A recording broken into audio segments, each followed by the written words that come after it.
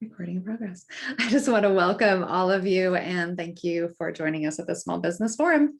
This is a program at the University of Arkansas Small Business and Technology Development Center, and we are always pleased to be able to bring you these programs that help support you, our small business owners. Please be advised that we will be recording this panel for ASB TDC education purposes. But as a registrant and attendee, you will be emailed a survey, and you can find the recording at our website, sbtdc.uark.edu. So I'm Amy Robinson, and I'm here with my colleague and co-host, Chris Case. We're also joined by an ASB TDC consultant, Lindsay Ramsey. So I say hello. So Chris, would you want to tell us a little bit about how we're going to operate today, and a little bit about ASB TDC? Okay, so the ASB TDC is a one-stop shop for startups and existing small businesses. We are associated with the University of Arkansas and affiliated with the SBA and the statewide ASB TDC, as well as a national network of more than 1,000 small business centers. So locally, we do offer complimentary, and Amy, we always underscore that, it's complimentary one-on-one consulting that includes business planning, marketing analysis and strategy, financial modeling, and much, much more. So we also offer programs just like this, covering the relevant topics for business owners. And if you're not already a client, we would love for you to join us as a client. And you can just visit us at sbtdc.uark.edu. Absolutely. Yes. So we will be posting some of those links here during our conversation, and I will introduce our panel at the moment, and we're going to dive in and talk about how to engage locally. And we have some amazing local experts here. We'd also love to get to know you and your business. So if you would please post in the chat a little bit about your business and kind of why you're here, or any questions that you have for the panel while we kind of get warmed up. And then of course, as we go, we would love for you to ask them any questions that you have yourself, but giving them some context about who you are and why you're here is always helpful in the form of a conversation. So how to engage locally, big, huge topic. But the reality is that we've been adapting, small businesses has been adapting to constant change the past year. And so we have brought some of our local resources to you today to talk a little bit about the experiences that they've been having, the stories that they have, and the tools that they have learned that are really helping small businesses become resilient this past year. And so we'll do a quick go around, but today we have Kalene Griffith. She's with the Visit Bentonville. Say hello, Kalene. She's got a great background, huge advertising. You must know how to market. Yes. Market Bentonville. we work on it every day. Yes. Yeah. We're also joined by Steve Cox of Rogers Chamber, who also knows how to brand himself. And we have Devin Howland at the City of Fayetteville, and Dr. Iana Shaheen from the University of Arkansas. All people in our backyard, all people constantly ready and here to support you. And so we'll just kind of dive in. And Kalene, I'd love to start with you and ask a little bit about what you have been seeing the past year, and kind of where you feel like Visit Bentonville or the other resources for tourism have really been able to help and support small businesses this past year, and what you see on the horizon for everybody. Yeah, thank you. Well, I'm excited to be here. Thank you very much for having me. And everybody on this panel is a great resource. You know, the fortunate thing with COVID and the things that have happened from COVID, I think we learned a lot of lessons from that aspect of it. And the more and more I talked to our small businesses, it was like, hey, here's what we have to focus on. Here's the things that we used to focus on, and really redirected themselves in some of the initiatives that they needed to do, which allowed us to kind of create a partnership with them. I think the most important thing I learned is that our relationships that we built prior to COVID and the pandemic were a huge asset for us during the COVID. And then we've also created some new additional partners with that. But I think the thing that probably benefited us the most is that we could transition to support our local businesses at that time, where, our role was to bring in people from outside the area during, for tourism. We brand, promote, and sell Bentonville as a destination. And we had to kind of change that, because that was not the way it was during tourism, during the last 2020, in a sense. We were having our best year in January and February, best months ever in January and February. So when we got hit on March, we had to pivot, and our team kind of had to change our focus. How do we support those local restaurants? How do we support our local hotels? What do we need to be doing? And so, one of the things that we really focused on is, hey, let's communicate with them. So we had newsletters going out twice a week for about 6-7 months, and then we went to once a week, and now we're back to the monthly. But to our local restaurants and hotels, that was usually our focus. We added our attractions to that list, and then we also added all of our retailers. And then we tried to tell the story to our, like, if a retailer had carry out and pick up, or pick up from that perspective, we were letting that information go out. We could do that socially, and we could kind of boost it to our local residents, to our region. I think that we do need to, I say this very strongly, we need to thank our governor, because I was on the phone every single week with with CVBs all over the United States. And we were talking about our challenges. We were so much better off than so many states. Our restaurants could stay open. They may have had to only do delivery and carry out. Our retail was able to stay open. Our hotels, besides April, were able to be open to the public. Things that other people got shut down, we were able to do that. So I think the fortunate thing for us is we really brainstormed with our chamber, our downtown organizations, our city, our mayor, and really talked about what are the things each of us are doing, and how can we work together, and how can we support our industry. So we kind of looked at different ways that we could do that, and then we kind of had our focus in each of those areas. So we felt really strongly, but we were on the phone every single week with those leaders, even as far as our PR people. How do we tell the story to our community? So those are the things that we did initially, but we were in contact with our hotels every week.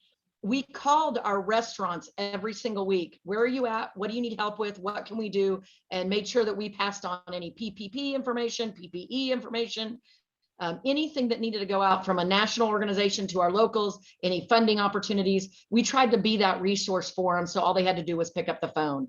I will tell you, after 2020, I like to say that I like to go back. I want to be the party planner of inviting people to our city. It's way much more fun than the last year. So, well, we're gonna pop down and I do think that learning how to help businesses, you've learned not just businesses and what they had to learn, but you all had learned a lot about how to better support businesses individually. Yeah. So Dr. Shaheen, I'm going to pop down to from Bentonville to Fayetteville because I feel like we brought you in here with a really interesting perspective. Everyone knows that the university is a resource, but sometimes not to what extent. And one of the other challenges, in addition to staying top of mind for their customers, via Kalene and the chamber and other things, one of the challenges our businesses have really been facing is supply chain. And you have things are not getting on there in time, or things are back ordered, or any number of other things. And one of the things that you focus on, and I don't even think that a lot of people know this, is just kind of helping support businesses about being resilient during those times. And so I'd love for you to just kind of encapsulate what it is that you do with that challenge, and what kind of a resource you have been able to be in this very specific time where supply chain is challenged. Amy, thank you so much for a wonderful introduction, and it's a pleasure to meet everyone. And it's actually very interesting because when Kalene was talking, I was kind of thinking about how interesting practice resonates with the research. So I will be here more from like a theoretical perspective of providing some of the things that I'm doing. So to start with, originally before COVID, in theory, there is two types of resiliences. There is a micro and macro level resilience. Macro is more from the government perspective, when the government imposes certain measures to help small businesses to be more resilient. And micro level resilient, when you in your own company, in your own supply chain, in your own network, you create your own strategies to either anticipate or react to the change that happens. And when Kalene was talking, she actually mentioned a very new interesting level of resilience that emerged during COVID, and we called it a mesa level resilience.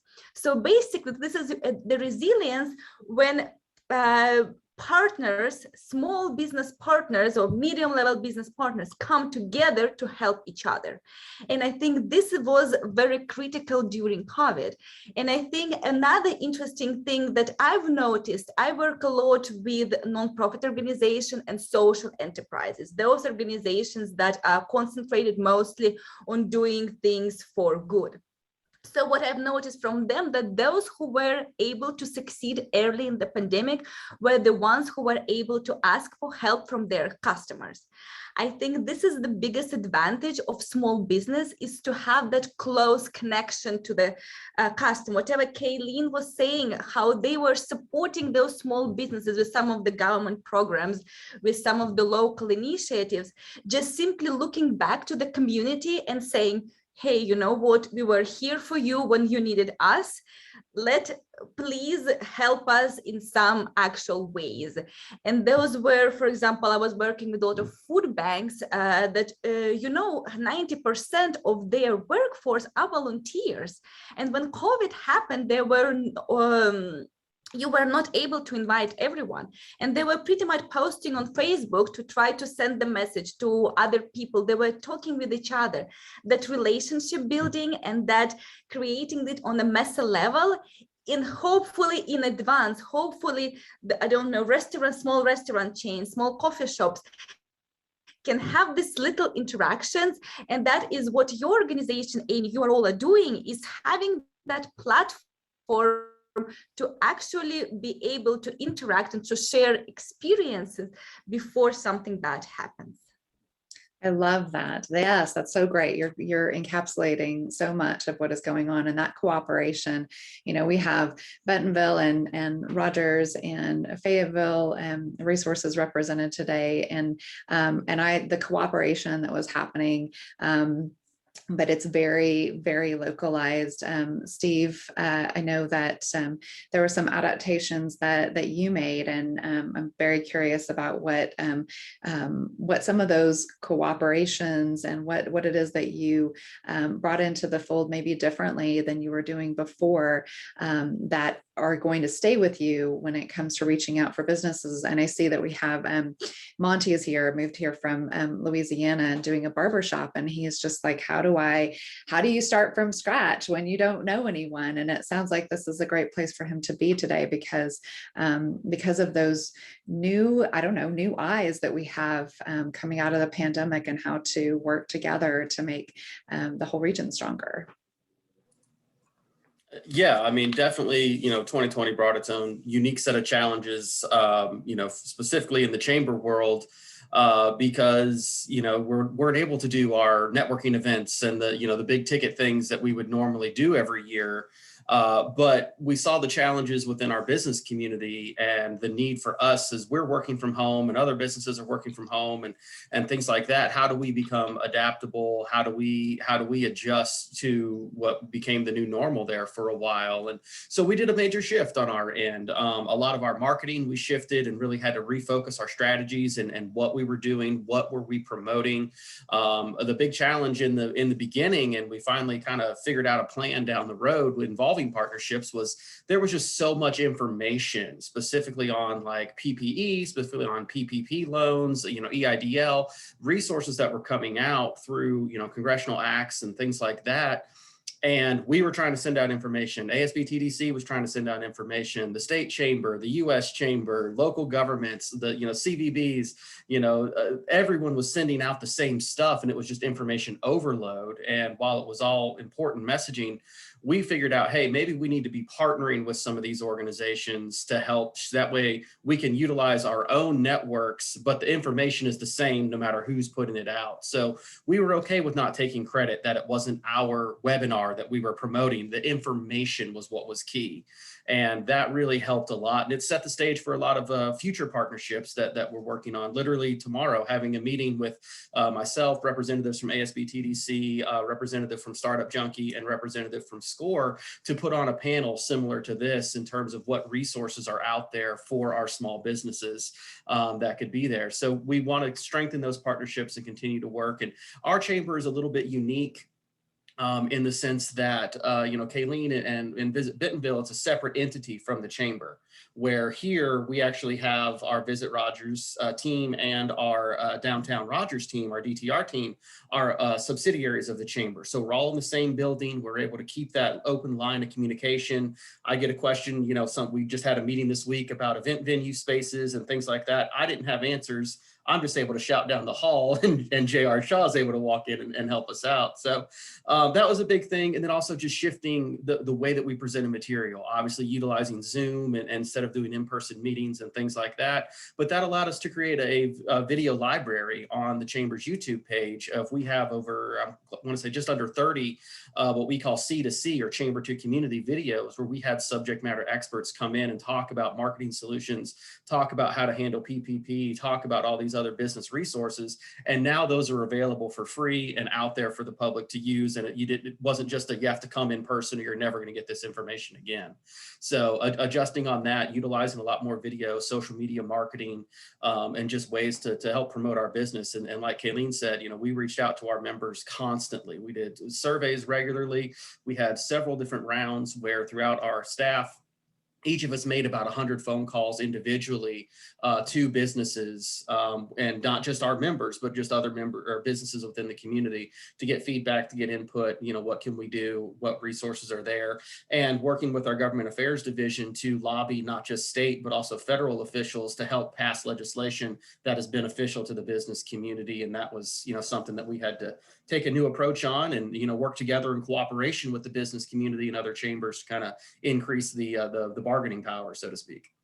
Absolutely. I think you've touched on something that is interesting, but sometimes confusing for businesses, is kind of who does what or who is organized in what way. And Devin, I think that, as coming from the city of Fayetteville, you have a unique, sometimes unique to cities position. And so kind of knowing who to go to, who to talk to, what everybody does and how you can be supported or served is one of the confusion points that goes on. So tell us a little bit about, and I know that you're connected, at a national city level. So kind of, how does Fayetteville work, and what are some other ways that people could work with cities that you know of that would be really beneficial when they're looking to connect and be supported and tap in? Absolutely. Thank you, Amy. And if I don't know you, I would like to fix that. But my name is Devin Howland. I'm the Director of Economic Vitality for the city of Fayetteville. I'm a weird bird because I'm a municipally funded economic developer, something that really wasn't possible before the state legislature changed FOIA laws a few years ago to enable me to be able to exist and operate in that. And so with Fayetteville, in that, going back, and I'm not going to go through a recap of the pandemic necessarily, but to me, there were big lessons in it on connection through that. And that is a lot of the things, and we were talking really briefly before this started, we're making permanent revisions and things that came from the pandemic. And just because the state level public emergency order is over, doesn't mean that we need to step backwards to the things that we've done. Specifically, it had been tried for years in Fayetteville, something as simple as a parklet that you see throughout downtown Fayetteville now. And that got fought a lot, and they've been wonderful, and they're not going to go away. And so we're taking that to make those permanent at the council next Tuesday. And many of that too, what I would really challenge you, especially in your other cities, is to, whether it be the city or the chamber or your visitors bureau, to really go in and connect with those folks and actually start attending meetings. And I don't mean this in a derogatory way, but it's critically important, and there's opportunity in paying attention to what's happening. It is incredible the amount of information you can find on where developments are going, where businesses are going, where municipal investments going months before a newspaper article hits. And I kind of take that for granted, just it's so norm here. But we've noticed that during the pandemic, when businesses really got engaged, one of the things that when we talk about engaging locally, it goes two ways. And we did a lot of listening to the business community. I remember when restaurants, right when the pandemic hit, there was a full closure of the internal operations to go only. The next day we did a code revision to turn them into grocery stores. And so we were able to act really quickly. Was that our idea? No, it was the restaurants. And so driving down price of whether it be to-go materials too, using our purchasing power to do that, something we're doing right now. But all of these things came because we had more intimate levels of conversation with businesses than we'd ever had. Not going to talk about Aura, but that was written by businesses, and it's been wildly successful. And it's probably a little more bold than we would have been had businesses not been pushing that. And it's worked. And so a couple other things too that I just wanted to say on engaging locally. While it's not applicable for all businesses, to me, really big missed opportunity for some is not signing up for bid procurement list.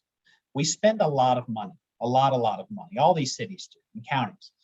And you have ways to sign up where you actually can receive notification anytime there's an open bid. Now, you don't sign up for all of them, or your email is going to be inundated with gravel bids, and nobody wants that. But Food Loops is an example. They've received a lot of big contracts from Fayetteville because they've watched and paid attention. And so the procurement side is definitely a big opportunity.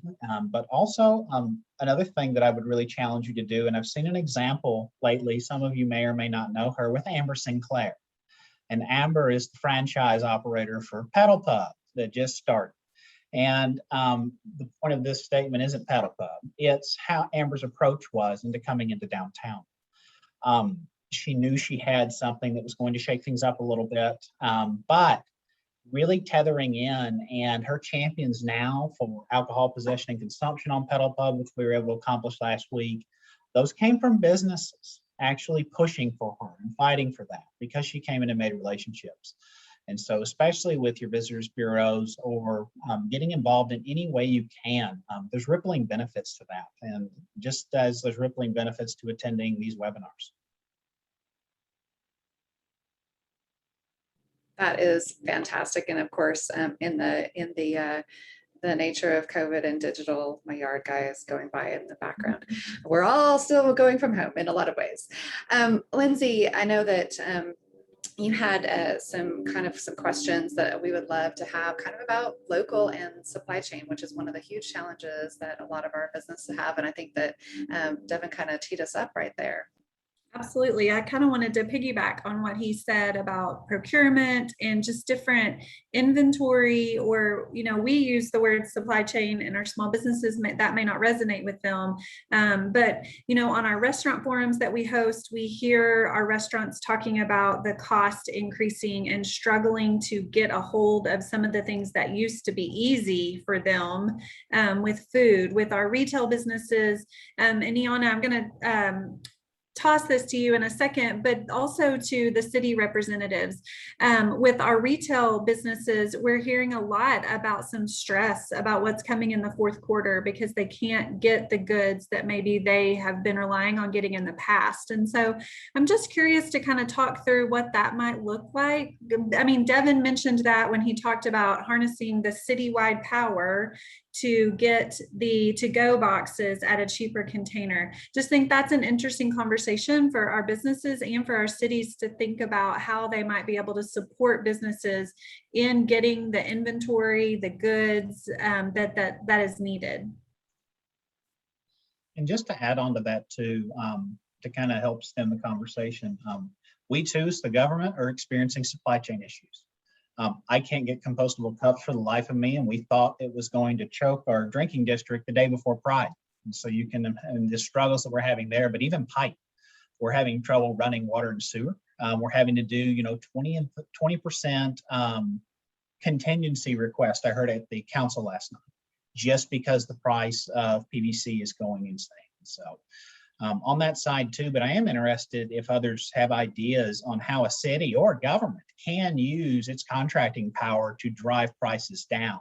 And that's not to eliminate buying from local businesses, but if we have a pain point, coming in with heavy contracts can help. Yeah, any other thoughts from panelists?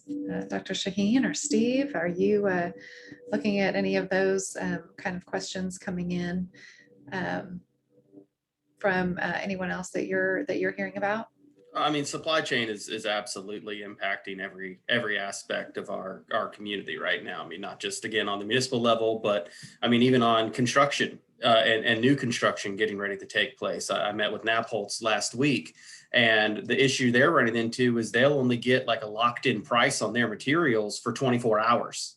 And they're going to have to go back to the client and force a decision that the client might not be ready to make. And the client might think they're trying to strong arm them and, bully them into making a bad deal or things like that. Talked to a manufacturer a few weeks ago.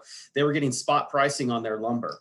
Literally, the stuff was already on the truck before they knew how much their supplies were going to cost. And it's not like they're going to say no and get it off the truck and no guarantee of when they'll get it back. I mean, it's happening on that, and not just supply chain there, but also the workforce chain is having a significant impact on our businesses across every aspect. That not just the retail sector, which Rogers has a very strong retail side, but also construction, manufacturing, education, nurses. I mean, healthcare. We're seeing the labor shortage, throughout our region, and more people are working right now in Rogers than before the pandemic started. But we still have more now hiring signs than I've ever seen at any time in my 11 years almost here at the job. So we're just trying to provide as much resources. We're doing online events with the chamber to help promote jobs. We're doing online job fairs. We're partnering with Careers NWA, our workforce divisions at NWAC, at NWTI. We're doing everything that we can to try to help address these issues. But it wasn't something that just kind of happened. It's been building for a while, and it's going to take some time to get back on track. Absolutely. And Kalene, one of the restaurants and hotel industry that you're looking at, I'm sure that you are seeing and hearing that all along the way when it comes to shortages. And when we've heard some really cool stories about people working together, just like Dr. Shaheen was talking about, in order to kind of fill some of those gaps and really that creativity and resilience that she was talking about. What does that look like from your experience? Yeah, I think that our partnerships have been a huge asset for us and our relationships in our community. I think one of the things that I think we've looked at is we've helped with the workforce side of things. I think we've talked about that. We offered a job fair for our hospitality industry in Bentonville for our hotels and restaurants. And I was really happy. I think we had over 55 people come in about a 4-hour trip or 4-hour time. And we did this a few years ago and we had like 30. So we feel like it was a great number. And we did a survey following it, and almost every single person hired 1 to 3 people from that job fair. So we really felt good out of that aspect of it. We struggled with the folks coming. For us, and we're trying to work with our hotels. We still work on a regular basis. We call it the lodging link, and we get on a call every month. And we kind of give them an update of what we're doing and what are some of the gaps and what are some of the challenges they're having. And we try to figure out, okay, is this something that we can help with? I think, right now, workforce is our number one from a tourism standpoint. I haven't, the supply chain of other things, I haven't had those. I'm not as involved with that. I'm not saying that somebody might call me and say, can we do something? And we, our job here at Visit Bentonville is solve for yes. So we figure out what we can do to help them. Our restaurants, we were talking to them on a regular basis, but we didn't have to they were really, workforce was the main thing for them, and telling their story to folks. And so for us, those were the key things that we did, is how can we help with the workforce? And then how can we get their story out? What's available to them? What are they doing? How are they doing it? And so those are the key things that we kind of capitalized on before, during, and now we're doing it now after. So does any of that resonate with you, Dr. Shaheen? Yes, so I was about to say that first of all, supply chain shortages are coming in happening at every single industry. It doesn't really matter if it's a small business or a large business or a government contract. If you even think about a general example of how many suppliers in China that used to manage some components, some parts for cars during COVID, they redesigned their operations to help those who do laptops, simply because the demand increased. So all your sourcing and all your suppliers, they kind of try to respond to demand of their own customers. And what happened during COVID is that COVID kind of changed the overall demand for those things. Those companies who were doing plastic cups or who were doing plates for those that were regularly in the restaurants, they changed the operation to produce masks and other components. So now supply chain kind of needs time to get back to normal. But on the other hand, because of the whole uncertainty, the suppliers are not really sure if they need to fully change the operations or if they need to do it in small portions. So I wish I could give you like a secret recipe for we all do. We wish you could too. But there is no, but what I can help is that the advantage of the small business is the flexibility. It's pretty much small business is you as an owner, you are the business. You are the heart and the soul, and you can change things. You can think creatively, market your disadvantages.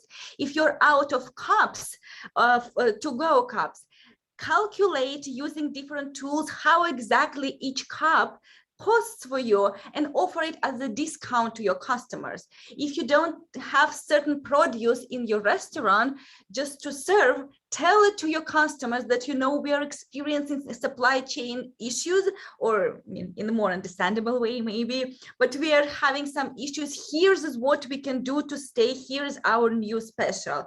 So again, it's creativity in the times of creativity and being decisive and quick. For example, there is a small distillery in Texas that quickly remanufactured their operations to produce hand sanitizers, since it was a subproduct of alcohol.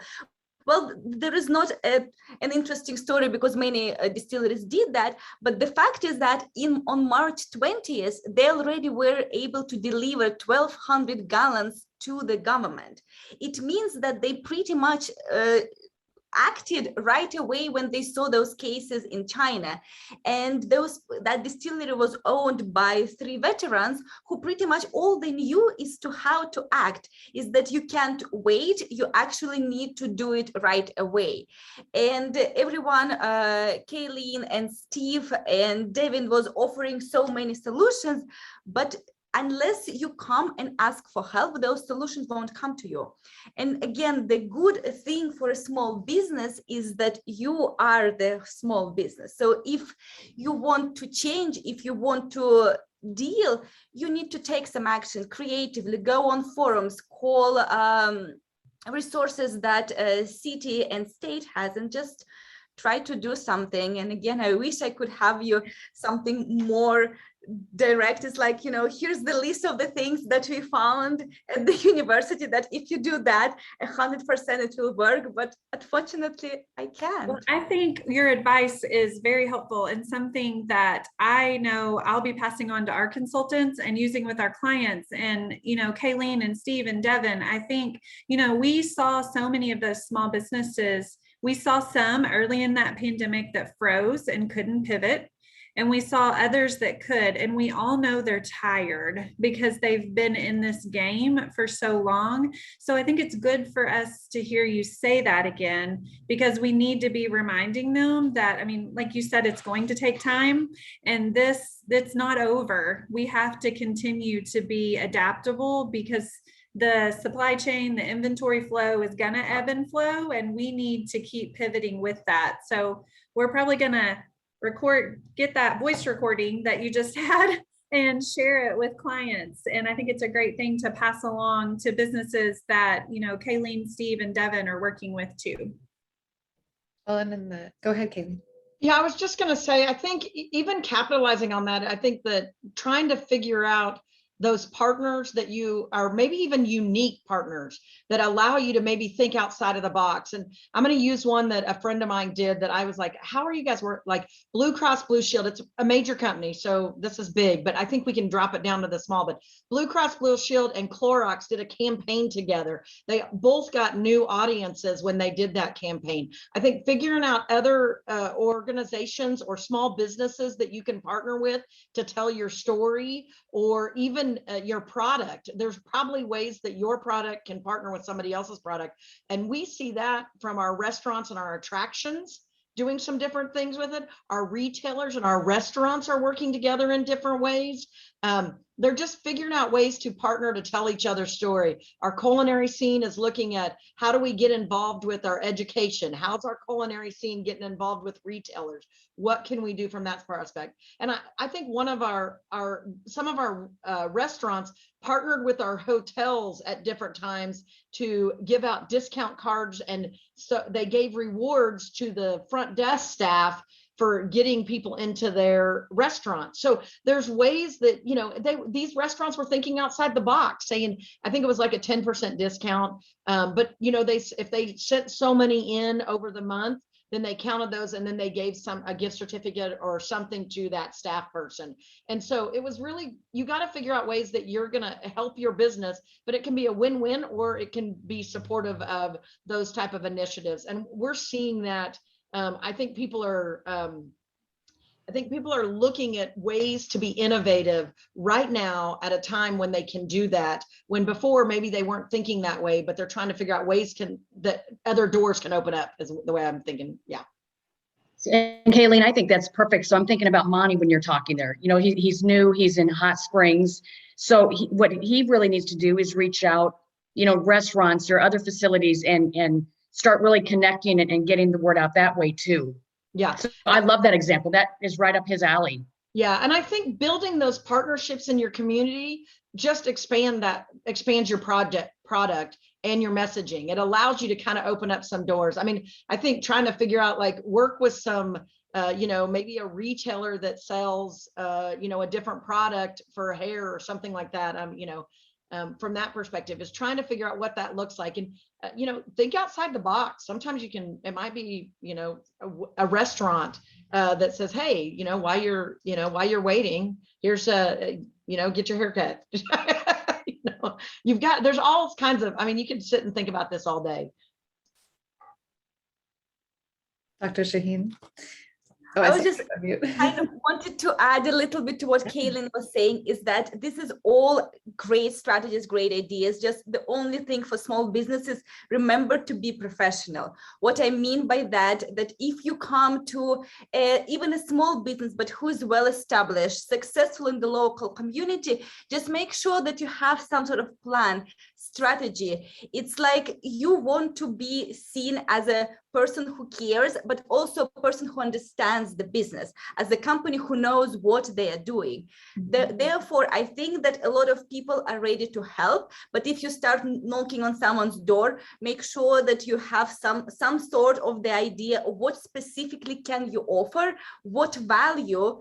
It's all about value creation, right? So what value you as a company can create, not only for your customers who you're selling to, but for your supply chain members, for your suppliers, for your partners, for your even competitors, right?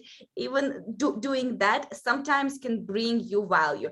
And if not, then again, I think Kalene and Amy and Chris, you all share those resources that can teach you the basics of how to create that value, how to understand the market, what to do. And after that, the tools and skills that kind of sound simple and many people take for granted, but they actually do help. Yeah, I'd love to. One, I would love if anybody who is here with us today has an awesome story of what you've been doing, or if you have a question for this panel, please let us know, and you can put that in the chat or just pipe up. This is our lunch break format, so we just have a few more minutes together. But I would love to hear from our panel, just kind of, how do people find you? How do they engage with you? What, what do you have kind of coming up as we're getting on, quote unquote, the other side of the pandemic, we hope. What are you looking at in the very near future that anybody here today could go and engage with, find you, do something with you, other than all the great contact information that you all put in the chat? Thank you very much. What is it that you all have coming up, and how can people find you and get going with you? Steve, I'm going to start with you, because chambers always have something going on. Yeah, I mean, that's, literally, we got sessions going on today, but I mean, for our chamber, and really any chamber, I mean, you work with a chamber within your community, that they're going to be a great resource and a great connection, not just on the networking and the marketing side, just in terms of putting on, a business after hours or a coffee connection, but also the training resources that are out there. I mean, you look at our website specifically, I mentioned our YouTube playlist that we have that focuses on, that had all of our recorded sessions on there. We have a podcast that we get on subject matter experts to talk about various things. Our blog, our small business toolkit, which many of those links go directly to ASBTDC because you guys have such a wealth of information. But it's really that, and your chambers are not just connected with other business owners in terms of creating referrals, or you call and say, hey, I need somebody that can do this, or a legal question, we can refer you to a great member that's a lawyer, a business attorney, a tax accountant, whatever. But also just being able to have those free resources that are available to answer some of those questions, or just be able to know who to connect to, because again, a lot of times people call us thinking we're the city, or vice versa. And so able to be that liaison to help walk you through that process of starting the business, in terms of the licensing, making sure you're zoned correctly, where you want to operate. Market data research is something that I know you guys do at ASBTDC. We have access to that as well. Being able to pull, thinking opening a retail store and you want to know what the traffic counts are, well, we can pull that for free. You want to know, what's the demographics, the average income for within 3 miles of this location. We can pull all of that data for you. And most of the resources are completely free. Any market research or things like that, most of our events are completely free. If we do charge, it's usually to cover the cost of lunch, things like that, or cover our expenses. But, all of our networking events are free. Being able to get out there and just the promotion and utilizing the chambers, not just the social media marketing in terms of promoting your business, but also the SEO that we have with our website. A lot of times people will get to a member business's website going through the chamber. They go through the chamber's business listing on our page without even realizing that they've done it. And we do that by design, because we want you to get as high up on those Google rankings as you can when people are searching for your industry or your business within a community. So that's some of the things, and we try to strive and work together, again, looking at it, not just, we know we're not the only game in town. We're not the only chamber. We work very collaboratively with the other chambers. The 5 CEOs for the major chambers up here in Northwest Arkansas meet together monthly. And so we're always working together. And, as it's been said, a rising tide lifts all boats. What's good for Rogers is good for Northwest Arkansas. What's good for Bentonville is good for Rogers. I mean, we all benefit from it. Yeah, I think that's a great point. And I think that one of the things that we just want to make very, very clear is that, all of these entities, really, we are working with each other. Devin called me yesterday and he was like, hey, is this something that, you all do? And I think that that's, I just want you all to know how hard the cities and the visitor center and the chambers work on your behalf, and really finding the right fit for what it is that you need. And so Devin, a little bit about how people find you and walk through your door, and what are some of the ways that that you help get people connected, the many ways that you do that. Absolutely. I'm at City Hall. Not really accessible by coming here though. So, I know. So don't do that. already pretty booked up right now, but For us, one of the biggest things that we're trying to apply right now, and when we do want to talk to Fayetteville businesses, is, the pandemic has really challenged how we practice economic development. Hoping's really easy. Making things intentionally happen is really hard. Yet during such trying times, we saw this up and down the region, across the state and across the country, of doing the really hard things to make things happen. And so we're really trying to apply that to our continued practice. But if you know anything about Fayetteville, and this is another critically important thing when I talked about watching what a government's doing with a bond issuance or something, while not applicable everywhere, at least for Fayetteville, master planning is critically important. It directs hundreds of millions of dollars of funding decisions. It is how rezonings get justified, whether we're going to participate in it with an incentive, support cost shares, variances, et cetera. They're really big deals here. Mayor Jordan expects every line to get done. COVID really made it clear that new normal, that we're still seeing what this means and these challenges rippling. Our economic development plan of the days of old was not effective, and it was almost fully realized. And so we're in the process of doing that right now, standing up the next economic recovery and vitality plan. We're working closely. We've got a really strong steering committee that's leading this effort, and we're going to have that done in September to ensure that that is part of the conversation of budget cycle this year. So we really want to hear from you. There's lots of ways to get engaged on that. Subcommittees have been stood up out the wazoo, from childcare to housing to these other issues.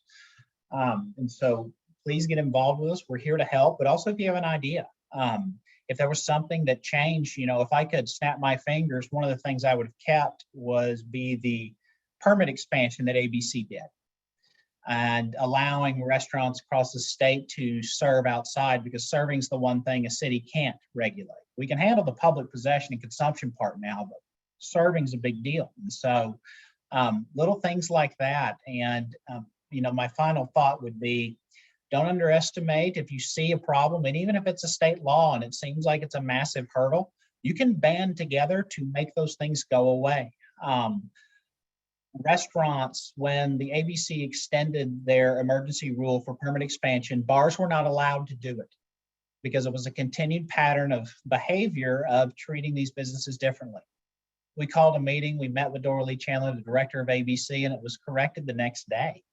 And so don't be afraid to work that. You've got good folks at the state level too that are here to help. And at the end of the day, it's important to remember a lot of these folks were all just implementing laws and rules that were passed by a regulatory body. Those things can be changed. Just tell us what you want to change.